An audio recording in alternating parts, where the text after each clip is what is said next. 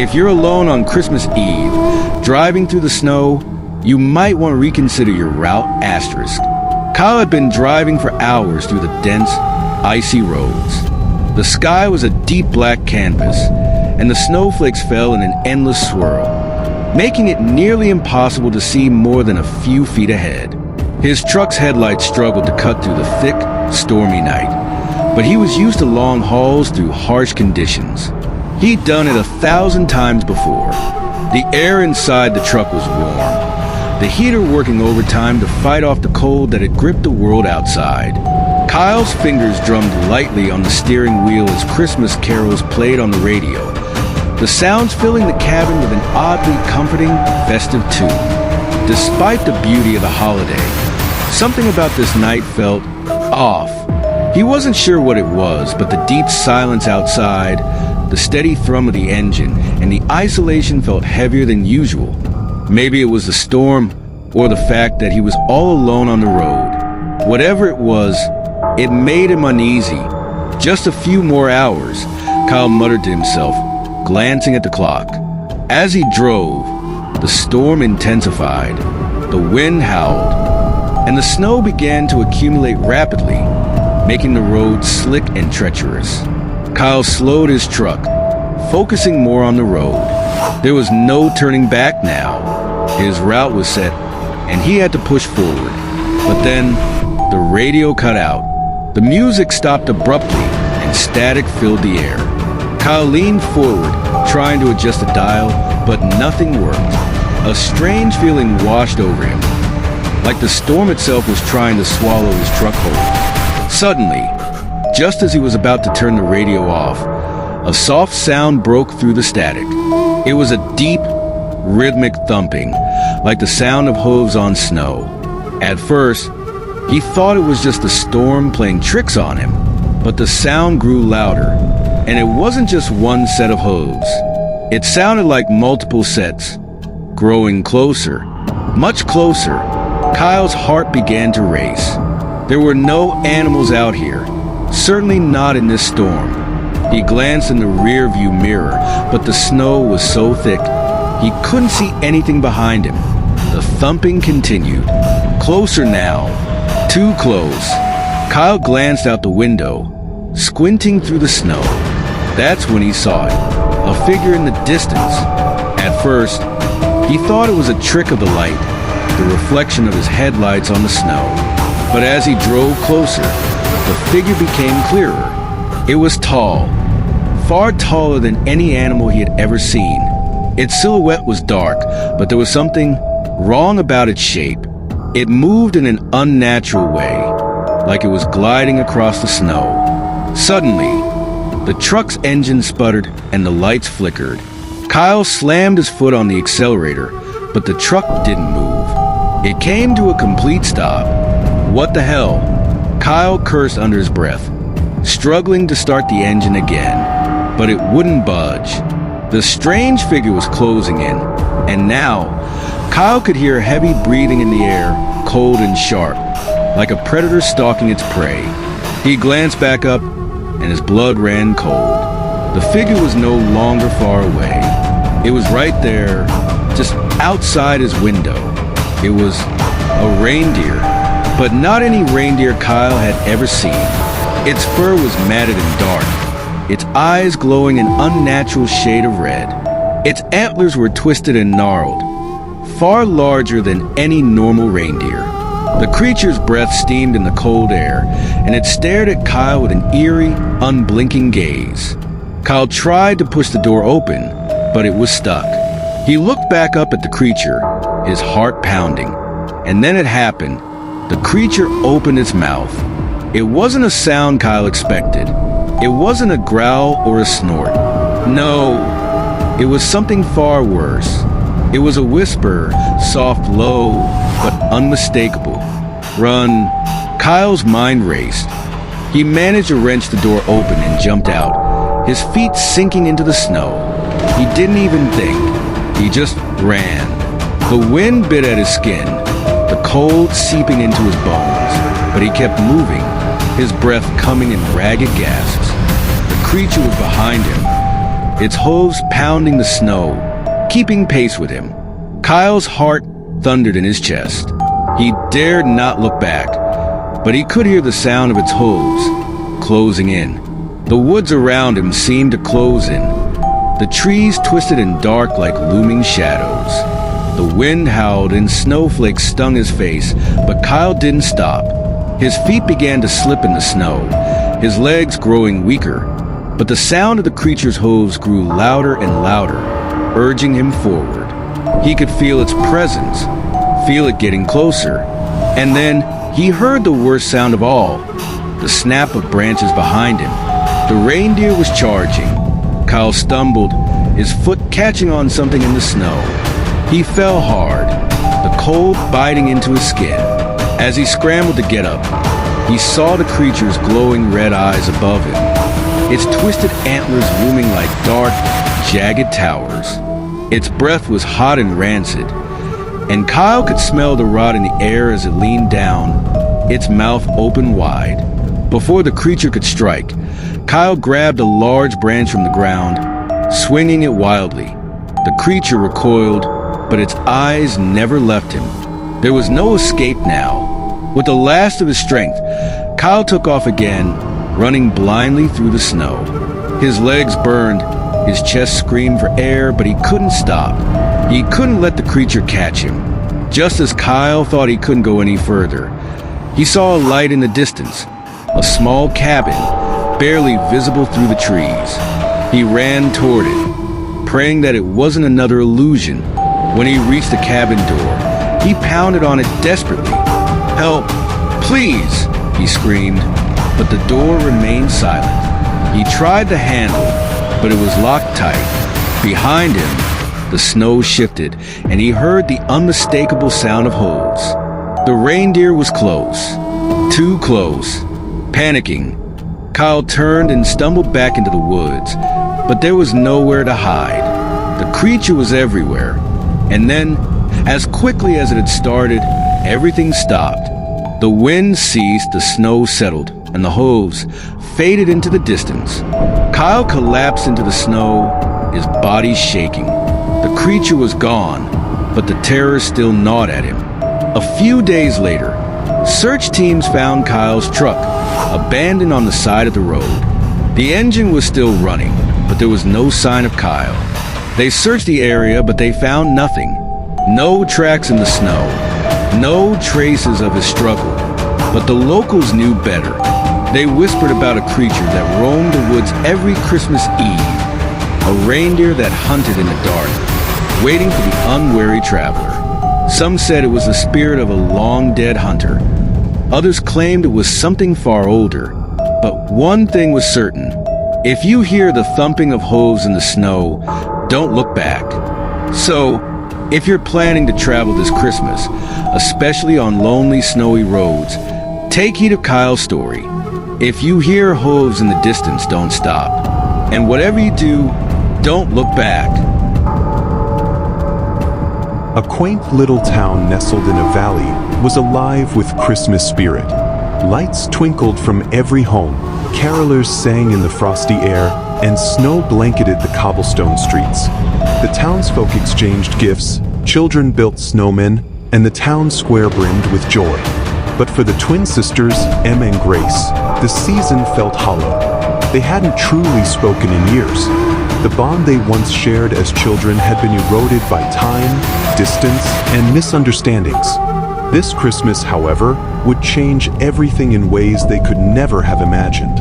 Emma and Grace were born minutes apart but seemed destined for different paths. Emma was the ambitious one, a natural leader who often took charge in their childhood games. Grace, on the other hand, was the dreamer, always lost in her world of stories and sketches. Yet, their differences never created barriers. Instead, they complemented each other, forming an unbreakable team. Every Christmas was a magical time in their household. Their mother, Sarah, infused the holiday with traditions, baking gingerbread cookies, crafting handmade ornaments, and reading stories by the crackling fire. It was a time of unity, laughter, and unconditional love. But the glue holding the family together came undone when Sarah passed away unexpectedly when the twins were 20. The grief that followed was overwhelming, and the sisters coped in different ways. Emma buried herself in her studies and later her career, while Grace stayed in Evergreen, keeping the family home and traditions alive. Slowly, their paths diverged. Now in their late 20s, the sisters were almost strangers. Grace had extended the olive branch several times, but Emma's responses were always curt. This year, as Grace hung ornaments on the tree, she felt a pang of longing for her sister. Picking up the phone, she hesitated before dialing. "Emma, it's me," Grace began. "I know you're busy, but it's Christmas. Can you come home?" Emma, sitting in her high-rise apartment, looked out at the city lights. The warmth of Evergreen seemed like a distant memory. "I don't know, Grace. Work has been demanding." "Please," Grace interrupted softly. "It's been too long." After a pause, Emma sighed. "All right, I'll come." When Emma arrived, the tension was palpable. The house looked just as it had in their childhood. Grace had even set out their old stockings, complete with the initials their mother had embroidered. But the warmth of the decor couldn't mask the distance between them. Grace greeted her at the door with a hesitant smile. "Welcome home." "Thanks," Emma replied, her tone stiff. She placed her bags down and surveyed the house. "Kept it the same?" Grace nodded. "It's what Mom would have wanted." The sisters spent the evening in polite conversation, avoiding deeper topics. Grace wanted to bridge the gap but feared pushing too hard. Emma, too, felt the weight of unspoken words but was unsure how to start. The next morning, Grace took Emma to the Christmas market. It was a tradition their mother cherished, and Grace hoped it might spark a connection. The market was a sensory delight. The smell of mulled cider, the sound of carolers, and the sight of hand-knit scarves and ornaments filled the air. At one stall, they found an elderly vendor selling snowflake pendants. "Each snowflake is unique, just like the bond between sisters," the vendor said with a warm smile. Grace bought 2 pendants. Handing one to Emma, she said, "For us. To remember Mom." Emma held the delicate piece in her hand, feeling a surge of emotion she wasn't ready to confront. She slipped it into her pocket, mumbling a thank you. That evening, a snowstorm trapped them indoors. With the power out, they lit candles and sat by the fire. Grace brought out an old photo album, flipping through pages of their childhood Christmases. Each picture told a story, building snow forts, unwrapping presents, and sitting on their mother's lap as she read to them. "I miss her," Grace said quietly. "And I miss us." Emma looked at the flickering flames, her heart heavy with regret. "I miss her too, because I didn't know how to handle losing her. So I ran." Grace nodded. "And I stayed. Maybe we both handled it wrong." Their conversation flowed into the night, the storm outside mirroring the emotional storm inside. For the first time in years, they spoke openly about their pain, dreams, and love for each other. On Christmas morning, the storm had cleared, leaving the world glistening under a blanket of snow. Emma woke to the sound of laughter coming from outside. Looking out the window, she saw Grace playing with the neighborhood kids, building snowmen and handing out cookies. Emma joined her, something she hadn't done in years. Together, they built a towering snowman, laughing like they used to as children. The sight warmed the hearts of the neighbors, many of whom remembered the twins as inseparable. Back inside, they exchanged gifts. Grace gave Emma a sketch she had drawn of their mother holding them as toddlers. Emma's gift was a promise to visit Evergreen more often and to support Grace in her dream of opening an art studio. The days following Christmas were filled with warmth and joy. Emma helped Grace bake cookies for the bakery, and Grace showed Emma the art she had been working on. They shared stories, dreams, and plans for the future. Before Emma left, they hung the snowflake pendants on the tree, a symbol of their renewed bond.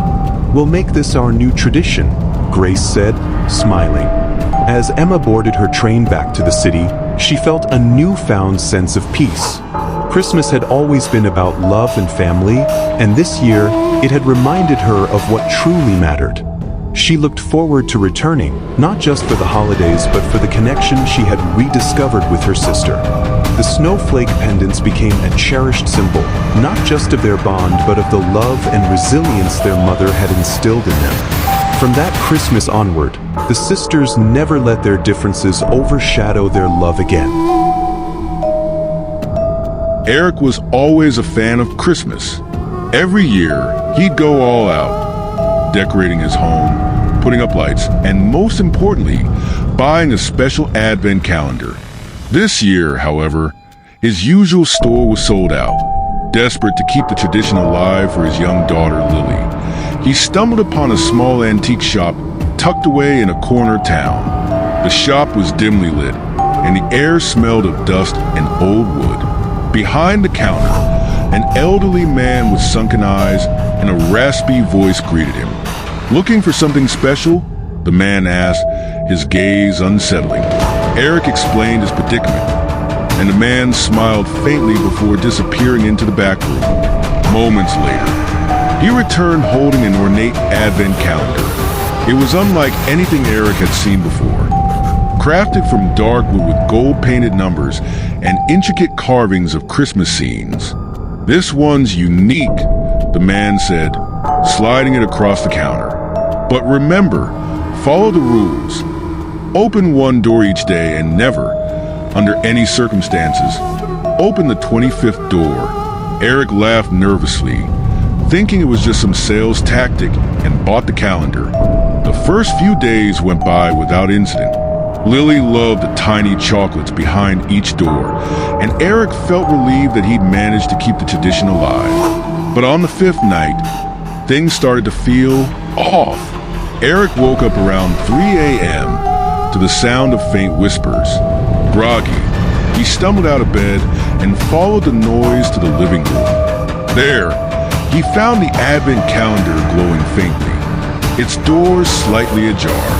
"That's weird," he muttered, closing them before heading back to bed. The next morning, Lily complained that the chocolate tasted strange, bitter, almost metallic. Eric brushed it off, thinking the candy might be old. By the 10th day, the whispers grew louder, and Eric began experiencing vivid nightmares. He dreamt of dark figures emerging from the calendar, their hollow eyes staring into his soul. On the 15th day, Eric's wife, Sarah, noticed something bizarre. The carvings on the calendar seemed to change overnight. What were once joyful Christmas scenes now depicted ominous images.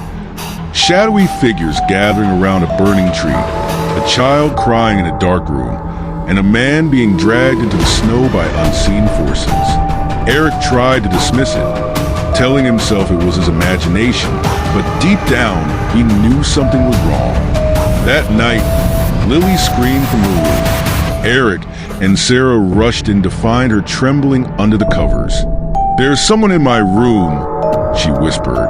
Eric checked every corner but found nothing. However, when he glanced at the advent calendar, he noticed the 25th door had a faint crack, as if it was trying to open on its own. By the 20th day, the atmosphere in the house had grown unbearable. Shadows moved on their own, objects disappeared, and the whispers turned into guttural growls. Sarah begged Eric to get rid of the calendar, but he couldn't bring himself to do it. On the 24th night, Eric stayed up late, determined to catch whatever was tormenting his family. At exactly midnight, the calendar began to shake violently.